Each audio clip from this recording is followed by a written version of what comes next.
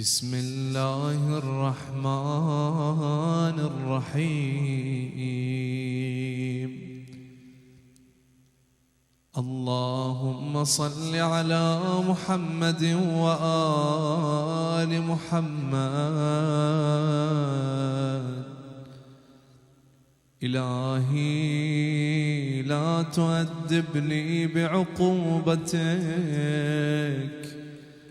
ولا تمكر بي في حيلتك. من أين لي الخير يا رب ولا يوجد إلا من عندك. ومن أين لي النجاة ولا تستطاع إلا بك. للذي أحسن استغنى عن عونك ورحمتك، وللذي أساء واجترى عليك ولم يرضك خرج عن قدرتك. يا ربي يا ربي يا ربي يا ربي يا ربي يا ربي يا رب. بك عرفتك وأنت دللتني عليك ودعوتني إليك، ولولا أنت لم أدر ما أنت. الحمد لله الذي أدعوه فيجيبني وإن كنت بطيئا حين يدعوني. والحمد لله الذي أسأله فيعطيني وإن كنت بخيلا حين يستقرضني. والحمد لله الذي أناديه كلما شئت لحاجتي وأخلو به حيث شئت لسري بغير شفيع فيقضي لي حاجتي.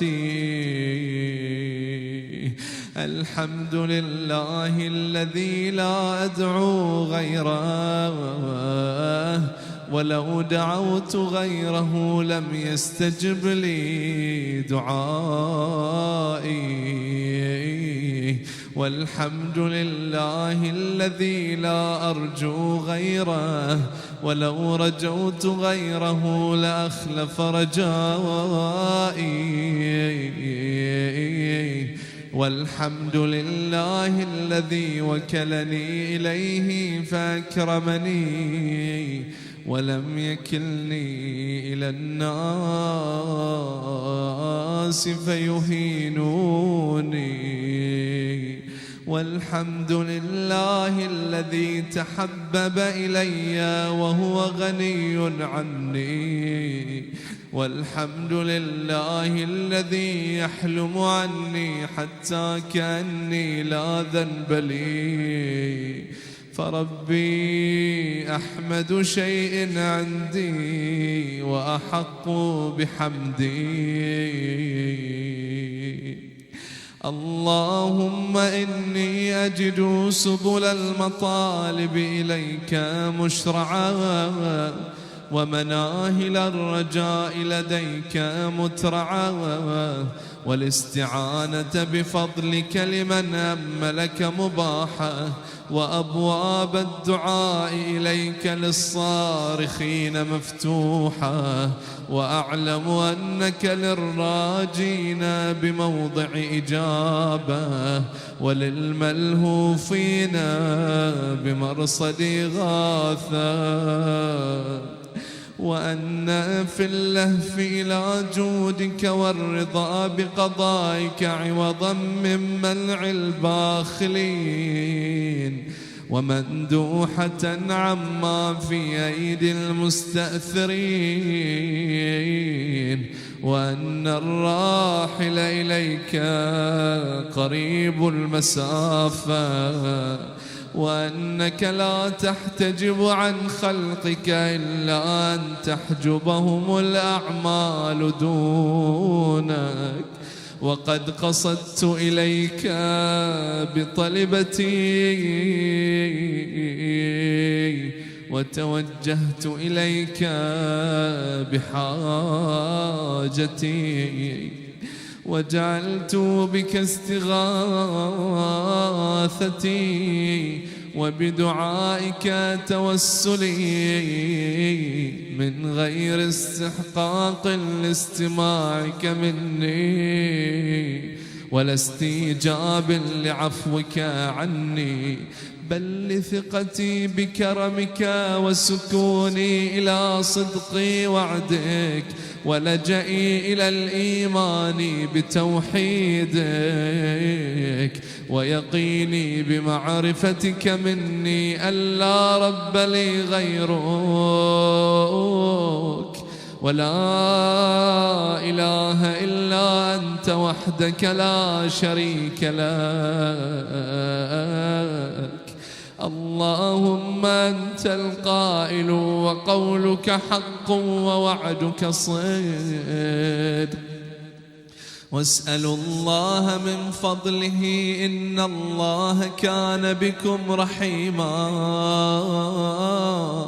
وليس من صفاتك يا سيدي أن تأمر بالسؤال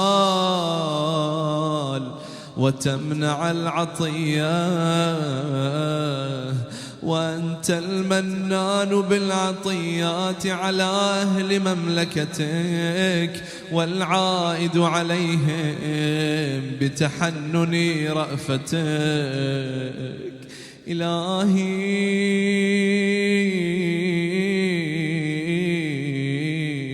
ربيتني في نعمك وإحسانك صغيرا، ونوهت باسمي كبيرا، فيا من رباني في الدنيا بإحسانه وتفضله ونعمه، وأشار لي في الآخرة إلى عفوه وكرمه. معرفتي يا مولاي دليلي عليك، وحبي لك شفيعي إليك، وأنا واثق من دليلي بدلالتك، وساكن من شفيعي إلى شفاعتك. أدعوك يا سيدي بلسان قد أخرسه ذنبه، رب أناجيك بقلب قد أوبقه جرمه. أدعوك يا رب راهبا راغبا راجيا خائفا، إذا رأيت مولاي ذنوبي فزعت، وإذا رأيت كرمك طمعت، فإن عفوت فخير راحم، وإن عذبت فغير ظالم. حجتي يا الله في جرأتي على مسألتك، مع اتياني ما تكره جودك وكرمك، وعدتي في شدتي مع قلة حيائي رأفتك ورحمتك. وقد رجوت أن لا تخيب بين ذيني وذيني منيتي، فحقق رجائي واسمع دعائي يا خير من دعاه داع، وأفضل من رجاه راج.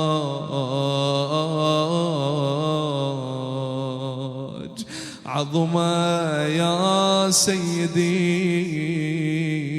أملي وساء عملي،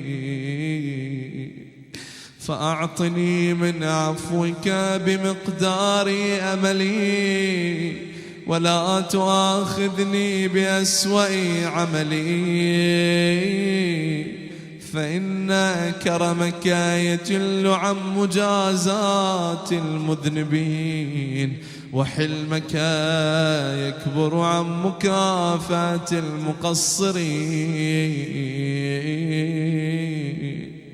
وأنا يا سيدي عائذ بفضلك، هارب منك إليك، متنجز ما وعدت من الصفح عمن أحسن بك ظنا، وما أنا يا ربي وما خطري.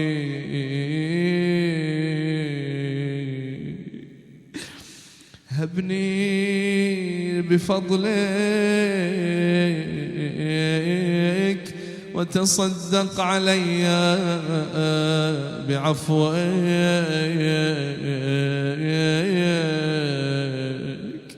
أي رب جللني بسترك، واعف عن توبيخي بكرم وجهك، فلو اطلع اليوم على ذنبي غيرك ما فعلته، ولو خفت تعجيل العقوبة لاجتنبته،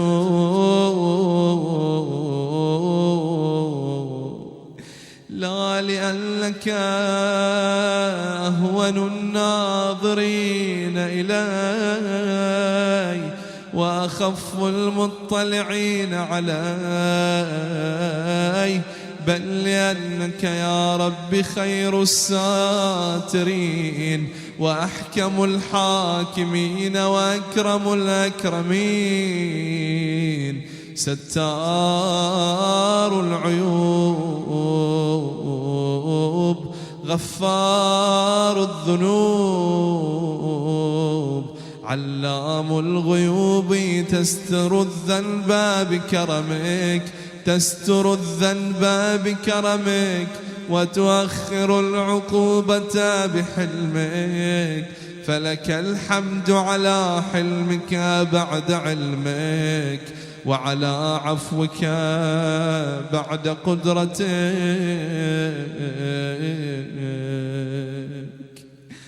ويحملني ويجرئني على معصيتك حلمك عني، ويدعوني إلى قلة الحياء سترك علي، ويسرعني إلى التوثب على محارمك معرفتي بسعة رحمتك وعظيم عفوك. يا حليم يا كريم يا حي يا قيوم، يا غافر الذنب يا قابل التوب، يا عظيم المن يا قديم الإحسان، أين سترك الجميل، أين عفوك الجليل، أين فرجك القريب، أين غياثك السريع، أين رحمتك الواسعة، أين عطاياك الفاضلة، أين مواهبك الهنيئة، أين صنائعك السنية، أين فضلك العظيم، أين منك الجسيم؟ أين إحسانك القديم؟ أين كرمك يا كريم؟ به وبمحمد وآل محمد فاستنقذني، وبرحمتك فخلصني. يا محسن يا مجمل يا منعم يا مفضل، لست أتكل في النجاة من عقابك على أعمالنا، بل بفضلك علينا، لأنك أهل التقوى وأهل المغفرة، تبدئ بالإحسان نعما، وتعفو عن الذنب كرما. فما ندري ما نشكو، أجميل ما تنشر أم قبيح ما تستر، أم عظيم ما أبليت وأوليت، أم كثير ما منه نجيت وعافيت. يا حبيب من تحبب إليك، ويا قرة عين من لاذ بك وانقطع إليك. أنت المحسن ونحن المسيئون، فتجاوز يا رب عن قبيح ما عندنا بجميل ما عندك. وأي جهل يا رب لا يسعه جودك، أو أي زمان أطول من أناتك، وما قدر أعمالنا في جنب نعمك، وكيف نستكثر أعمالا نقابل بها كرمك، بل كيف يضيق على المذنبين ما وسعهم من رحمتك. يا واسع المغفرة، يا باسط اليدين بالرحمة، فوعزتك يا سيدي لو نهرتني ما برحت من بابك، ولا كففت عن تملقك لما انتهى إلي من المعرفة بجودك وكرمك. وأنت الفاعل لما تشاء، تعذب من تشاء بما تشاء كيف تشاء، وترحم من تشاء بما تشاء كيف تشاء.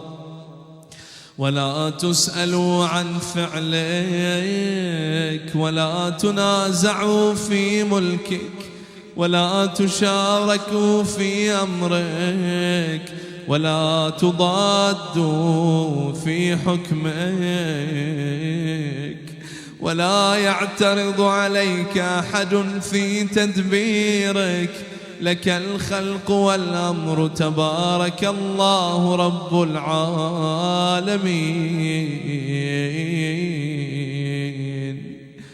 يا رب هذا مقام من لاذ بك واستجار بكرمك، وألف إحسانك ونعمك، وأنت الجواد الذي لا يضيق عفوك ولا ينقص فضلك ولا تقل رحمتك.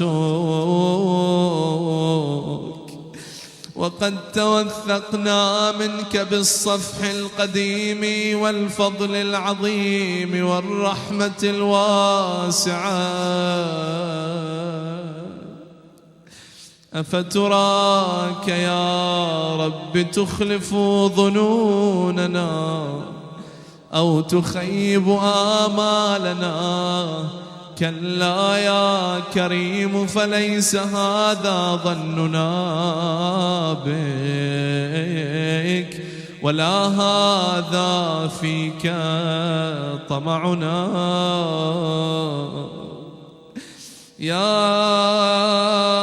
رب إن لنا فيك أملا طويلا كثيرا، إن لنا فيك رجاء عظيما.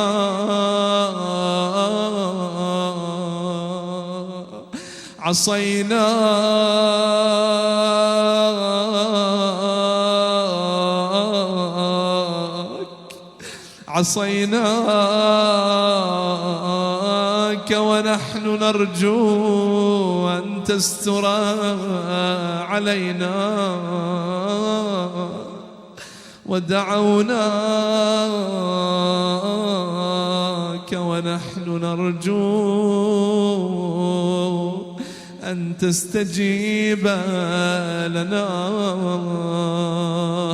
فحقق رجاءنا مولانا، فقد علمنا ما نستوجب بأعمالنا، ولكن علمك فينا وعلمنا بأنك لا تصرفنا عنك حثنا على الرغبة إليك، وإن كنا غير مستوجبين لرحمتك فأنت أهل أن تجود علينا وعلى المذنبين بفضل سعتك، فامنن علينا بما أنت أهله وجد علينا فإنا محتاجون إلى نيلك. يا غفار بنورك اهتدينا وبفضلك استغنينا وبنعمتك أصبحنا وأمسينا. ذنوبنا بين يديك نستغفرك اللهم منها ونتوب إليك. تتحبب إلينا بالنعم ونعارضك بالذنوب، خيرك إلينا نازل وشرنا إليك صاعد. ولم يزال ولا يزال ملك كريم يأتيك عنا بعمل قبيح، فلا يمنعك ذلك من أن تحوطنا بنعمك وتتفضل علينا بآلائك. فسبحانك ما أحلمك وأعظمك وأكرمك مبدئا ومعيدا.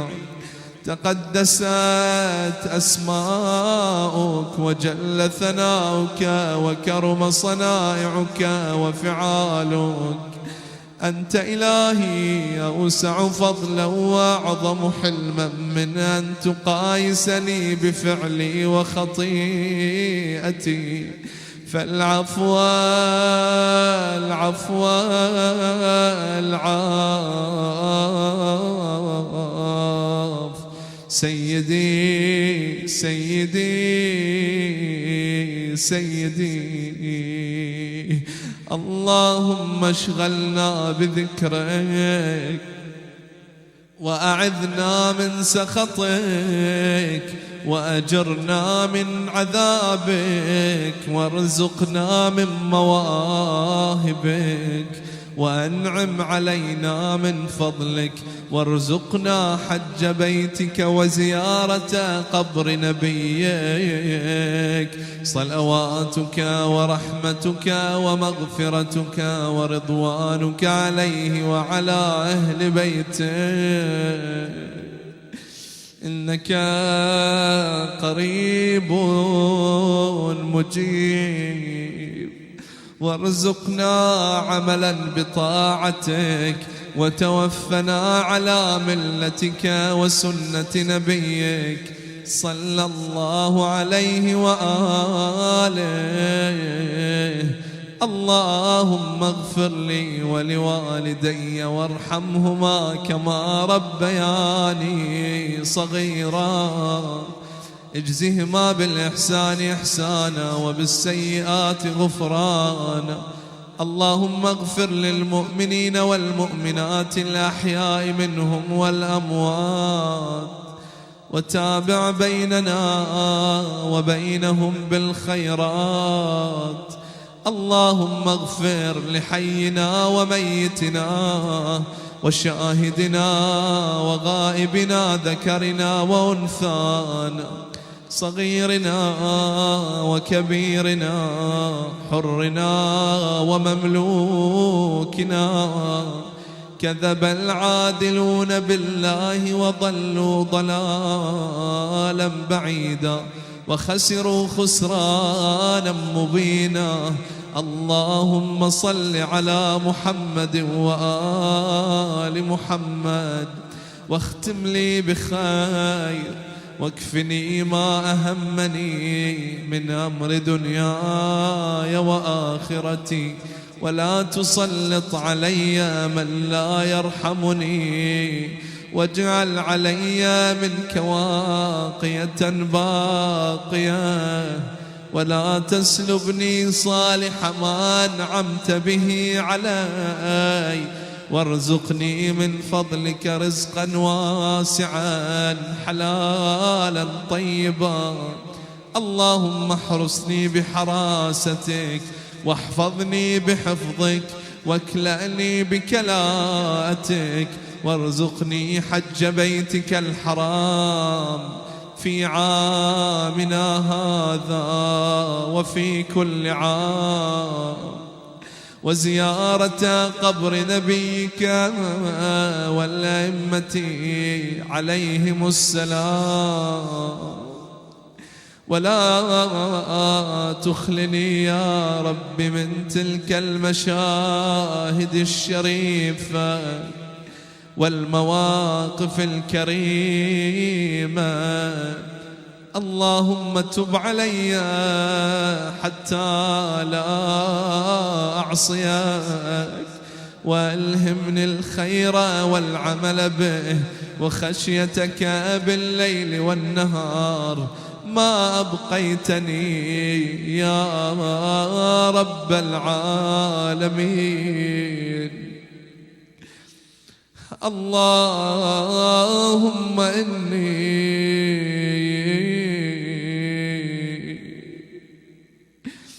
كلما قلت قد تهيأت وتعبأت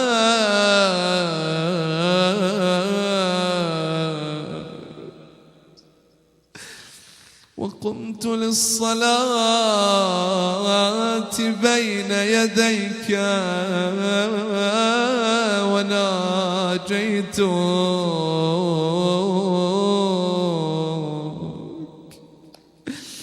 ألقى ألقيت علي نعاسا إذا أنا صليت وسلبتني مناجاتك إذا أنا ناجيت. ما لي كلما قلت قد صلحت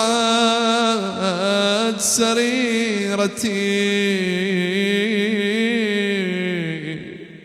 وقرب من مجالس التوابين مجلسي، عرضت لي بلية نزالت قدمي وحالت بيني وبين خدمتك سيدي. لعلك عن بابك طردتني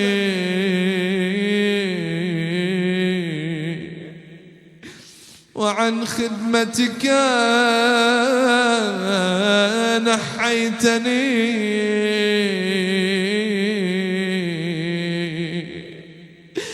أو لعلك رأيتني مستخفا بحقك فأقصيتني، أو لعلك رأيتني معرضا عنك فقليتني، أو لعلك وجدتني في مقام الكاذبين فرفضتني، أو لعلك رأيتني غير شاكر لنعمائك فحرمتني، أو لعلك فقدتني من مجالس العلماء فخذلتني، أو لعلك رأيتني في الغافلين فمن رحمتك آيستني، أو لعلك رأيتني آلف مجالس البطالين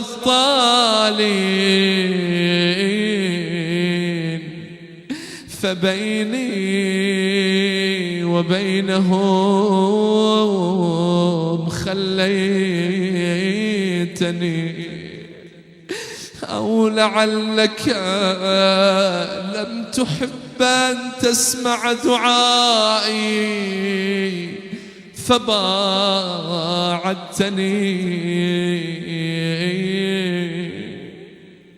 أو لعلك بجرمي وجريرتي كافيتني، أو لعلك بقلة حيائي منك جازيتني.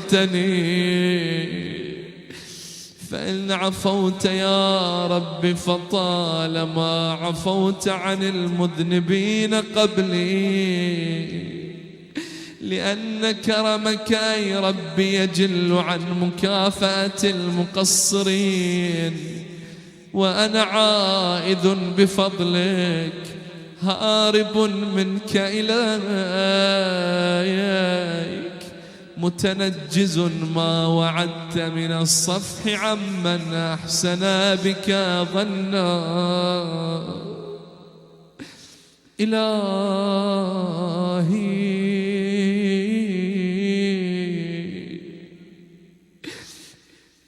أنت أوسع فضلا وأعظم حلما من أن تقايسني بعملي أو أن تستزلني بخطيئتي.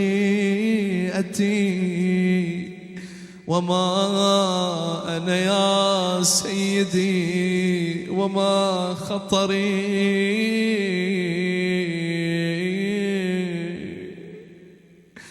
هبني بفضلك سيدي وتصدق علي بعفوك، وجللني بسترك، واعف عن توبيخي بكرم وجهك. سيدي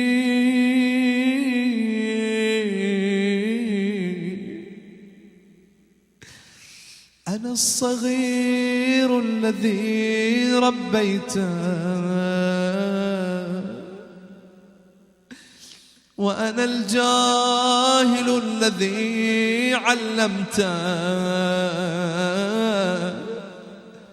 وأنا الضال الذي هديته، وأنا الوضيع الذي رفعته، وأنا الخائف الذي آمنته، والجائع الذي أشبعته،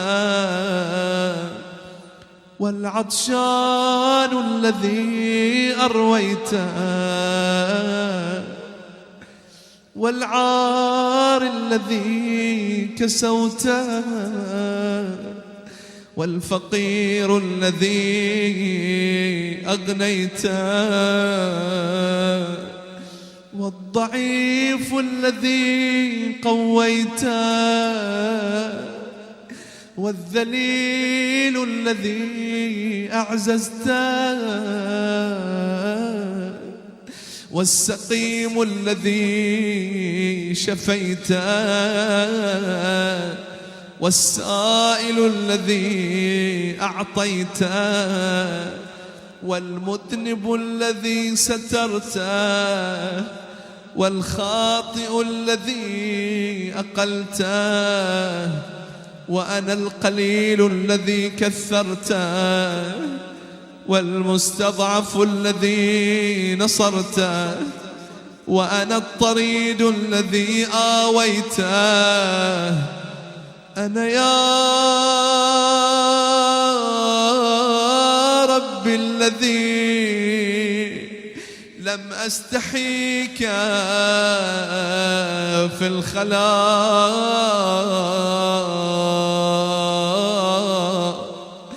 ولم أراقبك في الملاء. أنا صاحب الدواهي العظمى، أنا الذي على سيده اشترى، أنا الذي عصيت جبار السماء، أنا الذي أعطيت على معاصي الجليل الرشاد، أنا الذي حين بشرت بها خرجت إليها أسعى، أنا الذي أمهلتني فما رعويت، وسترت علي فما استحييت، وعملت بالمعاصي فتعديت، وأسقطتني من عينك فما باليت، فبحلمك أمهلتني وبسترك سترتني، حتى كأنك أغفلتني، ومن عقوبات المعاصي جنبتني، حتى كأنك استحييتني. إلهي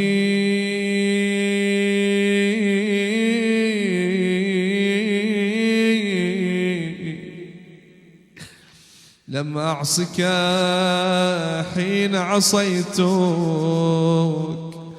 وأنا بربوبيتك جاحد،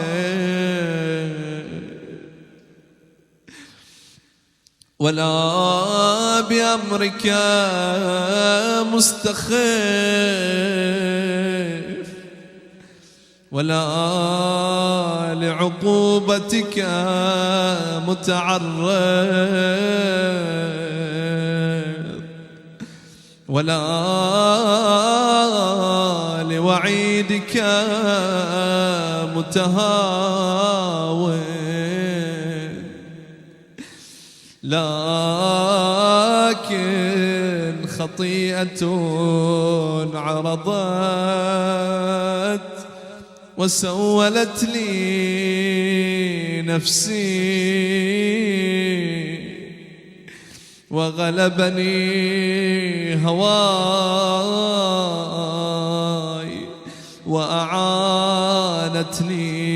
وأعانني عليها شقوتي، وغرني سترك المرخى علي، فقد عصيتك وخالفتك بجهدي، فالآن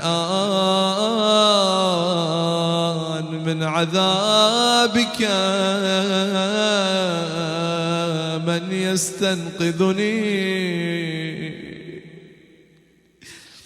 ومن أيدي الخصماء غدا من يخلصني، وبحبل من أتصل إن أنت قطعت حبلك عني، فواسوة على ما أحصى كتابك من عملي، الذي لولا ما أرجو من كرمك وسعة رحمتك ونهيك إياي عن القنوط لقنطت عندما تذكرها. يا خير من دعاه داع، وأفضل من رجاه راج. اللهم بذمة الإسلام أتوسل إليك، وبحرمة القرآن أعتمد عليك، وبحب النبي الأمي القرشي الهاشمي العربي التهامي المكي المدني أرجو الزلفة لديك، فلا توحش استئناس إيماني، ولا تجعل ثوابي ثواب من عبد سواك، فإن قوما آمنوا بألسنتهم ليحقنوا به دماءهم، فأدركوا ما أملوه، وإنا آمنا بك بألسنتنا وقلوبنا لتعفو عنا، فأدركنا ما أملنا، وثبت رجاءك في صدورنا، ولا تزغ قلوبنا بعد إذ هديتنا، وهب لنا من لدنك رحمة إنك أنت الوهاب. فوعزتك لو انتهرتني ما برحت من بابك، ولا كففت عن تملقك لما ألهم قلبي من المعرفة بكرمك وسعة رحمتك. إلى من يذهب العبد إلا إلى مولاه، وإلى من يلتجئ المخلوق إلا خالقه. إلهي لو قرنتني بالأصفاد ومنعتني سيبك من بين الأشهاد، ودللت على فضائحي عيون العباد، وأمرت بي إلى النار، وحلت بيني وبين الأبرار، ما قطعت رجائي منك، وما صرفت تأميلي للعفو عنك، ولا خرج حبك من قلبي. أنا لا أنسى أياديك عندي وسترك علي في دار الدنيا. سيدي أخرج حب الدنيا من قلبي، واجمع بيني وبين المصطفى وآله خيرتك من خلقك، وخاتم النبيين محمد صلى الله عليه وآله،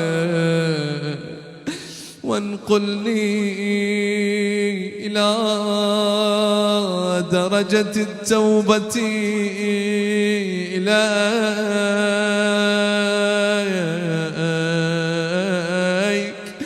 وأعني بالبكاء على نفسي، فقد أفنيت بالتسويف والآمال عمري، وقد نزلت منزلة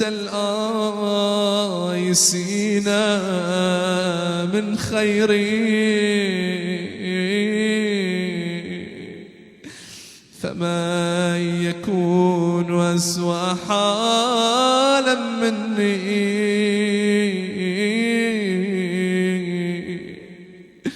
يا الله يا الله يا رب، إن أنا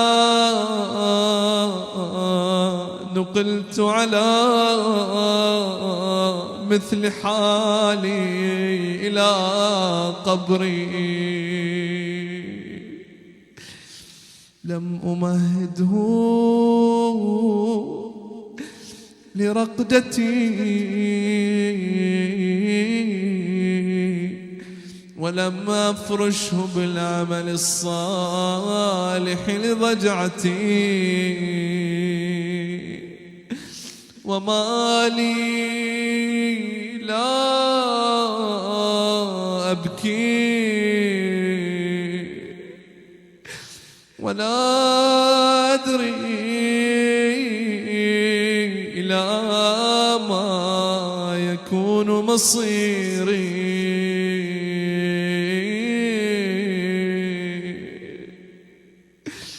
وأرى نفسي تخادعني، وأيامي تخاتلني، وقد خفقت عند رأسي أجنحة الموت، فما لي لا أبكي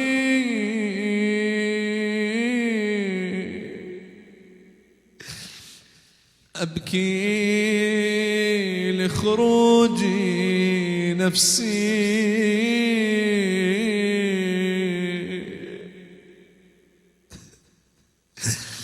أبكي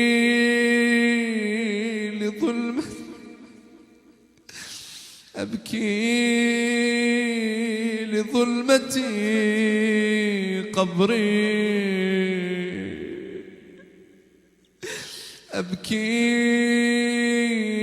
لضيق لحدي،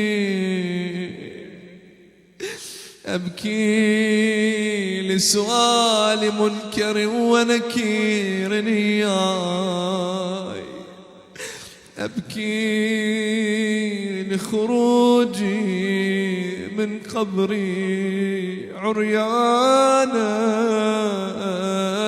ذليلا، حاملا ثقلي على ظهري، أنظر مرة عن يميني وأخرى عن شمالي، إذ الخلائق في شأن غير شأني، لكل امرئ منهم يومئذ شأن يغنيه، وجوه يومئذ مسفرة ضاحكة مستبشرة، ووجوه يومئذ عليها غبرة ترهقها قترة وذلة. سيدي عليك معولي ومعتمدي ورجائي وتوكلي، وبرحمتك تعلقي، تصيب برحمتك من تشاء، وتهدي بكرامتك من تحب، فلك الحمد على ما نقيت من الشرك قلبي، ولك الحمد على بسط لساني، أفبلساني هذا الكال لأشكرك، أم بغاية جهدي في عملي أرضيك؟ وما قدر لساني يا رب في جنب شكرك، وما قدر عملي في جنب نعمك وإحسانك. إلهي إن جودك بسط أملي، وشكرك قبل عملي، سيدي إليك رغبتي وإليك رهبتي وإليك تأميلي، وقد ساقني إليك أملي، وعليك يا واحدي عكفت همتي، وفيما عندك انبسطت رغبتي، ولك خالص رجائي وخوفي، وبك نست محبتي، وإليك ألقيت بيدي، وبحبل طاعتك مددت رهبتي. يا مولاي بذكرك عاش قلبي، وبمناجاتك بردت ألم الخوف عني. فيا مولاي ويا مؤملي ويا منتهى سؤلي، فرق بيني وبين ذنبي المانع لي من لزوم طاعتك، فإنما أسألك لقديم الرجاء فيك، وعظيم الطمع منك الذي أوجبته على نفسك من الرأفة والرحمة. فالأمر لك وحدك لا شريك لك، والخلق كلهم عيالك وفي قبضتك، وكل شيء خاضع لك، تباركت يا رب العالمين. إلهي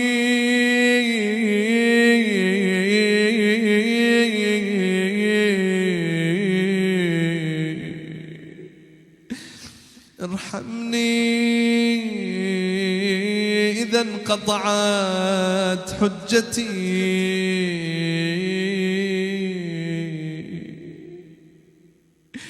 وكل عن جوابك لساني وطاش عند سؤالك إياي لبي فيا عظيم رجائي لا تخيبني إذا اشتدت فاقتي ولا تردني لجهلي ولا تمنعني لقلة صبري أعطني لفقري وارحمني لضعفي سيدي عليك معتمدي ومعولي ورجائي وتوكلي وبرحمتك تعلقي وبفنائك أحط رحلي وبجودك أقصد طلبتي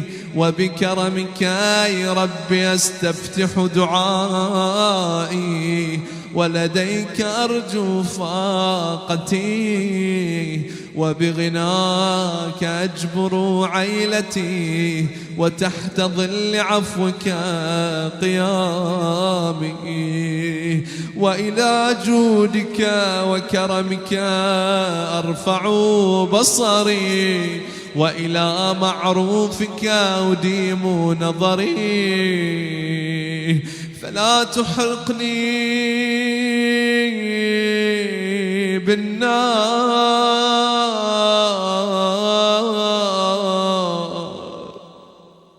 يا الله يا الله فلا تحرقني بالنار وأنت موضع أملي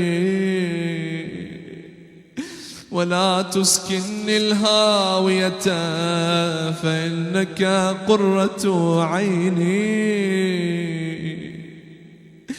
يا سيدي لا تكذب ظني بإحسانك ومعروفك فإن لك ثقتي ولا تحرمني ثوابك فإنك العارف بفقري إلهي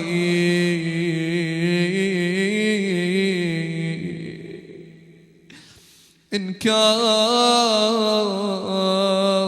قد دنا أجلي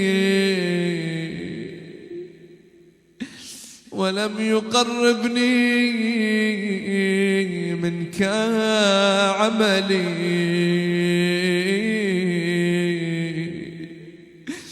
فقد جعلت الاعتراف إليك بذنبي وسائل عللي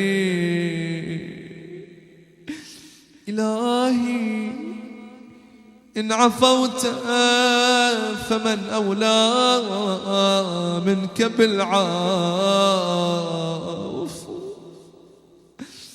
وإن عذبت فمن أعدل منك في الحكم ارحم في هذه الدنيا غربتي وعند الموت كربتي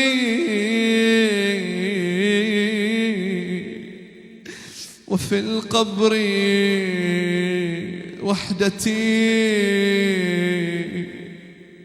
وفي اللحد وحشتي وإذا نشرت للحساب بين يديك ذل موقفي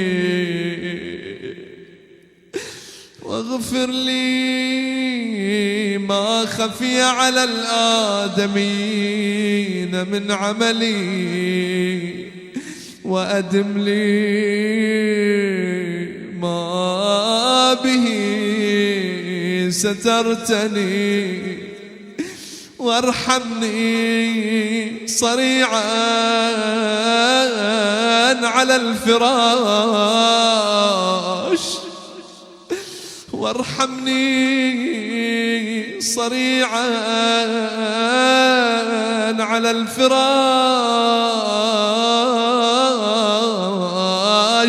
تقلبني أيدي أحبتي وتفضل علي ممدودا على المغتسل. يقلبني صالح جيرتي وتحنن علي محمولا. قد تناول الأقرباء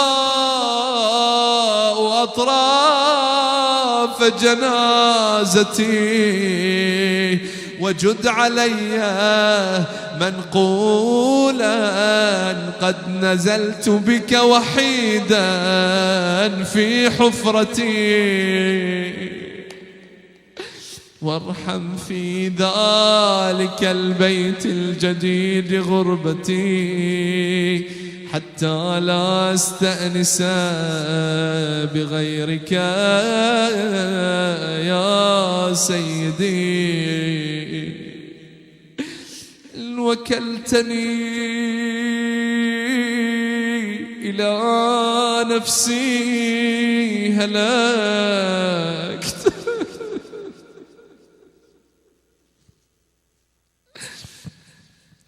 سيدي فبمن أستغيث إن لم تقلني عثرتي؟ فإلى من أفزع إن فقدت عنايتك في ضجعتي؟ وإلى من ألتجئ إن لم تنفس كربتي؟ سيدي من لي ومن يرحمني إن لم ترحمني؟ وفضل من أؤمل إن عدمت فضلك يوم فاقتي؟ وإلى من الفرار من الذنوب إذا انقضى أجلي؟ سيدي لا تعذبني وأنا أرجوك.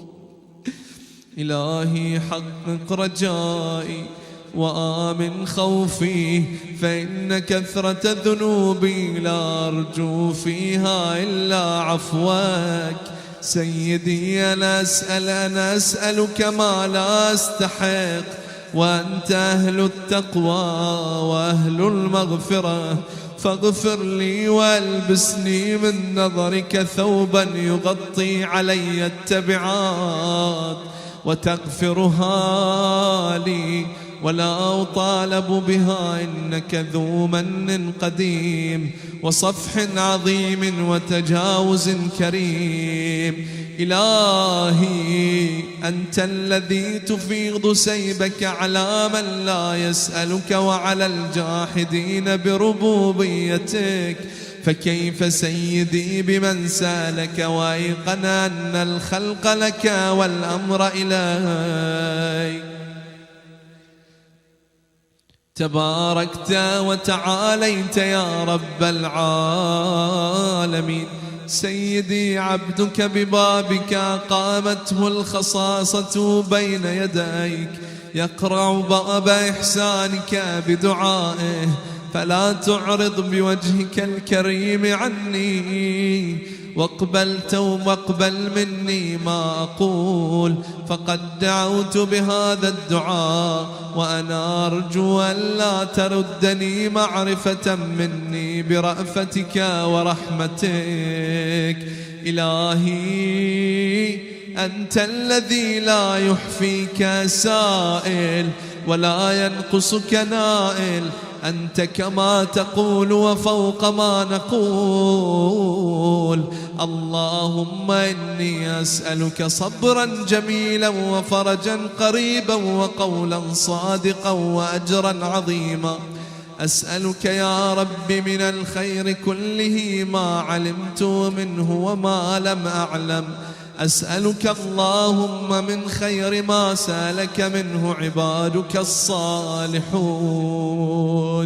يا خير من سئل وأجود من أعطاه، أعطني سؤلي في نفسي وأهلي ووالدي وولدي وأهل حزانتي وإخواني فيك، وأرغد عيشي وأظهر مروتي وأصلح جميع أحوالي، واجعلني ممن أطلت عمره وحسنت عمله وأتممت عليه نعمتك ورضيت عنه وأحييته حياة طيبة في أدوم السرور وأسبغ الكرامة وأتم العيش. إنك تفعل ما تشاء ولا يفعل ما يشاء غيرك. اللهم خصني منك بخاصة ذكرك، ولا تجعل شيئا مما تقرب به في آناء الليل وأطراف النهار رياء ولا سمعا ولا شرا ولا بطرا، واجعلني لك من الخاشعين. اللهم أعطني السعة في الرزق والأمن في الوطن وقرة العين في الأهل والمال والولد والمقام في نعمك عندي والصحة في الجسم والقوة في البدن والسلامة في الدين، واستعملني بطاعتك وطاعة رسولك محمد صلى الله عليه وآله أبدا ما استامرتني، واجعلني من أوفر عبادك عندك نصيبا في كل خير أنزلته وتنزله في شهر رمضان في ليلة القدر، وما أنت منزله في كل سنة من رحمة تنشرها وعافية تلبسها وبلية تدفعها وحسنات تتقبلها وسيئات تتجاوز عنها. وارزقني حج بيتك الحرام في عامنا هذا وفي كل عام، وارزقني رزقا واسعا من فضلك الواسع، واصرف عني يا سيدي الأسواق، واقض عني الدين والظلامات حتى لا تأذى بشيء منه، وخذ عني بأسماعي وأبصار أعدائي وحسادي والباغين علي، وانصرني عليهم وأقر عيني وفرح قلبي، واجعل لي من همي وكربي فرجا ومخرجا، واجعل من أرادني بسوء من جميع خلقك تحت قدمي، واكفني شر الشيطان وشر السلطان وسيئات عملي، وطهرني من الذنوب كلها، وأجرني من النار بعفوك، وأدخلني الجنة برحمتك، وزوجني من الحور العين بفضلك، وألحقني بأوليائك الصالحين محمد وآله الأبرار الطيبين الطاهرين الأخيار، صلواتك عليهم وعلى أجسادهم وأرواحهم ورحمة الله وبركاته. إلهي وسيدي وعزتك وجلالك لئن طالبتني بذنوبي لأطالبنك بعفوك ولئن طالبتني بلؤمي لأطالبنك بكرمك ولئن أدخلتني النار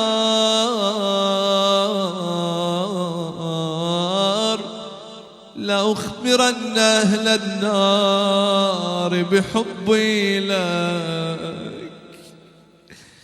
إلهي وسيدي إن كنت لا تغفر إلا لأوليائك وأهل طاعتك فإلى من يفزع المذنبون؟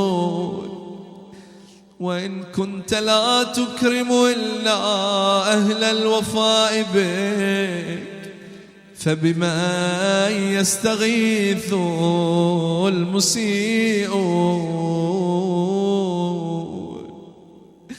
إلهي إن أدخلتني النار ففي ذلك سرور عدوك وإن أدخلتني الجنة ففي ذلك سرور نبيك وأنا والله أعلم أن سرور نبيك أحب إليك من سرور عدوك.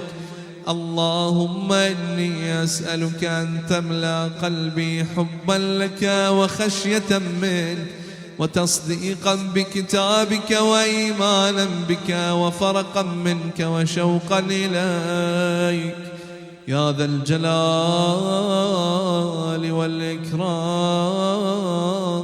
والإكرام. حبب إلي لقاءك وأحبب لقائي واجعل لي في لقائك الراحة والفرج والكرامة. اللهم الحقني بصالح من مضى واجعلني من صالح من بقي وخذ بي سبيل الصالحين وأعني على نفسي بما تعين به الصالحين على أنفسهم واختم عملي بأحسنه واجعل ثوابي منه الجنة برحمتك وأعني على صالح ما أعطيتني وثبتني يا رب ولا تردني في سوء استنقذتني منه يا رب العالمين. اللهم إني أسألك إيمانا لا أجل له دون لقائك. أحيني ما أحييتني علي وتوفني إذا توفيتني علي وابعثني إذا بعثتني علي وأبرئ قلبي من الرياء والشك والسمعة في دينك حتى يكون عملي خالصا لك. اللهم أعطني بصيرة في دينك وفهما في حكمك وفقها في علمك وكفلين من رحمتك وورعي يحجزني عن معاصيك وبيض وجهي بنورك واجعل رغبتي فيما عندك وتوفني في سبيلك وعلى ملة رسولك صلى الله عليه وآله. اللهم إني أعوذ بك من الكسل والفشل والهم والجبن والبخل والغفلة والقسوة والمسكنة والفقر والفاقة وكل بلية والفواحش ما ظهر منها وما بطن. وأعوذ بك من نفس لا تقنع وبطن لا يشبع وقلب لا يخشع ودعاء لا يسمع وعمل لا ينفع. وأعوذ بك يا رب على نفسي وديني ومالي واجعل جميع ما رزقتني من الشيطان الرجيم، إنك أنت السميع العليم. اللهم إنه لا يجيرني منك أحد ولا أجد من دونك ملتحدا، فلا تجعل نفسي في شيء من عذابك، ولا تردني بهلكة ولا تردني بعذاب أليم. اللهم تقبل مني وأعل ذكري وارفع درجتي وحط وزري، ولا تذكرني بخطيئتي، واجعل ثواب مجلسي وثواب منطقي وثواب دعائي رضاك والجنة. وأعطني يا رب جميع ما سألتك، وزدني من فضلك إني إليك راغب يا رب العالمين. اللهم إنك أنزلت في كتابك أن نعفو عمن ظلمنا، وقد ظلمنا أنفسنا، فاعف عنا فإنك أولى بذلك منا. وأمرتنا أن لا نرد سائلا عن أبوابنا،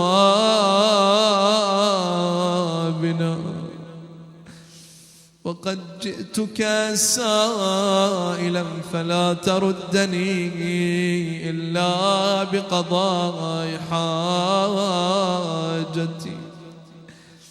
وأمرتنا بالإحسان إلى ما ملكت أيماننا، ونحن أرقاؤك،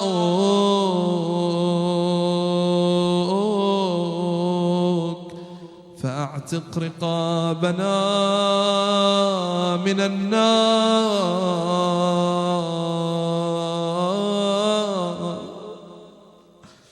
فاعتق رقابنا من النار.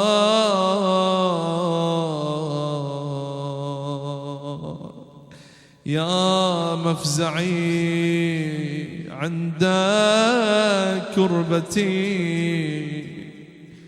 ويا غوثي عند شدتي، إليك فزعت وبك استغثت ولوذت، لا ألوذ بسواك ولا أطلب الفرج إلا منك، فأغثني وفرج عني يا من يقبل اليسير ويعفو عن الكثير.